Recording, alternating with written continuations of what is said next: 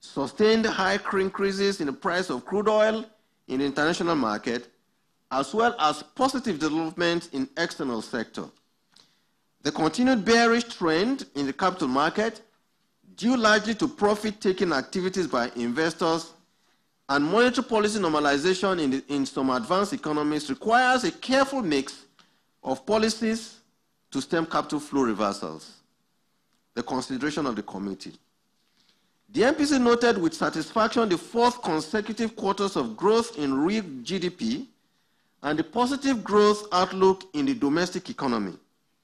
This is shown by the sustained improvement in the manufacturing and non-manufacturing purchasing managers indices in the second quarter of the year. The MPC commended the approval of the 2018 federal government budget and called for an accelerated implementation to further support the fragile growth recovery. Committee also called for sustained implementation of the Economic Recovery and Growth Plan, ERGP, to further stimulate output growth. MPC was, however, concerned about the liquidity impact of the 2018 expansionary fiscal budget and increasing FAC distributions due to rising prices of crude oil, as well as the build-up in election-related activities. Notwithstanding the positive direction of the outlook, the MPC reviewed the effects of the sustained monetary policy normalization in some advanced economies, with implications for capital flow reversals, exchange rate, and domestic price pressures, as well as other challenges to growth during the second half of 2018. The committee took note of the sustained moderation in inflation pressure, especially deadline inflation, as well as stability in the foreign exchange market, but expressed concern on the threat posed by the incessant headers and farmers' crisis in some key food-producing states, the negative impact on food supply chains, which would continue to exert pressure, upward pressure on food prices. The committee therefore called on the bank to continue to build on the progress already made in arresting the trend to sustain the moderation in inflation. The MPC also observed, with satisfaction, the high level of activities in investors and exporters window of the foreign exchange market, which continue to supply liquidity in the foreign exchange market, narrow exchange rate premium, and reduce speculative activities in the market. The MPC noted the continued improvement in the performance of deposit money banks and expressed optimism that the moderation in the levels of non-performing loans in the industry would continue.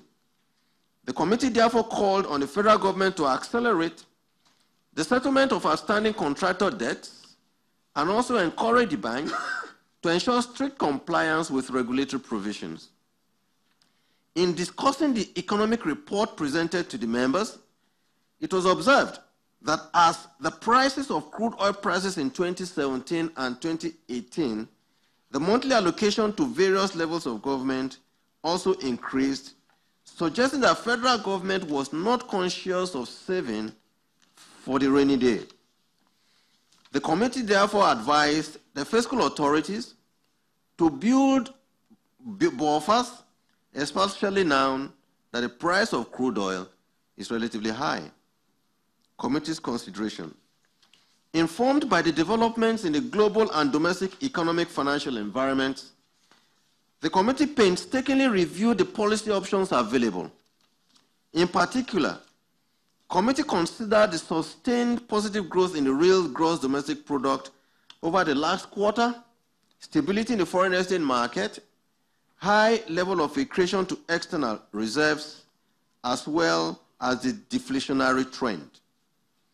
The MPC deliberated on the rise in food inflation, impact of the expected liquidity from the expansionary 2018 federal government budget, and rising FAC disbursements in the second half of the year, along with the buildup of pre-election spending.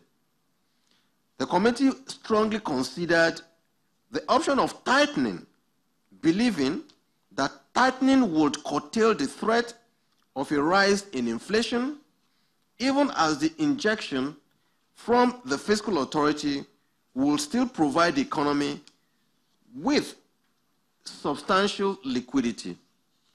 Notwithstanding the deceleration in inflation, in headline inflation, the current double-digit inflation rate remains above the bank's 6 to 9% target range. In addition, the committee is of the view that tightening will help stem the tide of capital flow reversals in the face of sustained monetary policy normalization in some advanced economies.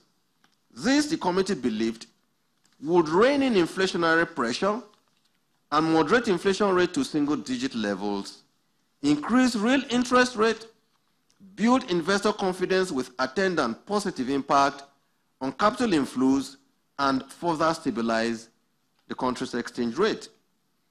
On the contrary, the committee is of the view that raising interest rates at this time would weaken consumption and raise the cost of borrowing to investors in the domestic economy.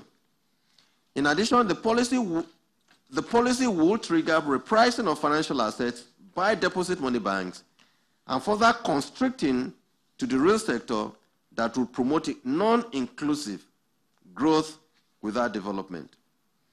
In considering the option of loosening, the committee assessed the potential effect of stimulating aggregate demand through lower cost of capital. This could stimulate consumption and aggregate demand. The committee, however, considered its potential relevance, taking into account the expected liquidity injection from the 2018 budget, increased FAC disbursements, and election-related spending ahead of 2019 general elections. If this crystallizes, it will exacerbate inflationary and exchange rate pressures, as well as return real interest rate into negative trajectory. Moreover, lowering policy rates may not translate to an automatic reduction in market rates due to poor transmission mechanism owing to structural rigidities. The committee is also of the view that loosening could reverse the gains already made with reduced importation, which has strengthened the current account balance. It would also lower banks' risk appetite and possible rise in NPLs, which could negatively impact on the banking industry stability. In the discussion for a hold, it was noted that risks to the macroeconomic and financial environment appears fairly balanced, with improvements in output growth and inflation. Holding policy at the current stance will support growth and further moderate inflation.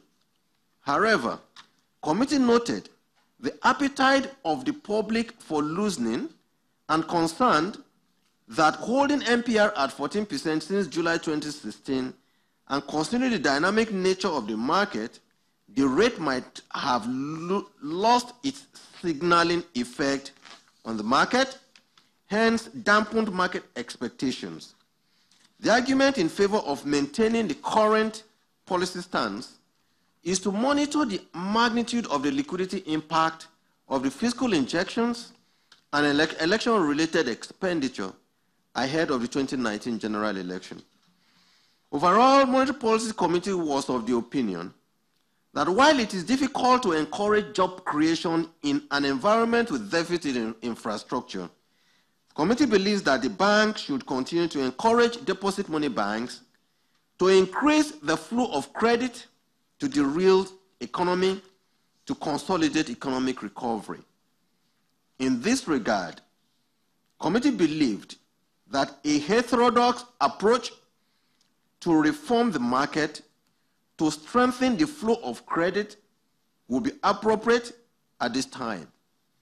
Consequently, credit-constrained businesses, particularly the large corporates, are encouraged to issue commercial papers to meet their credit needs at low interest rates and possibly single-digit rates, and the CBN may, if need be, buy those instruments to complement the efforts of the deposit money banks.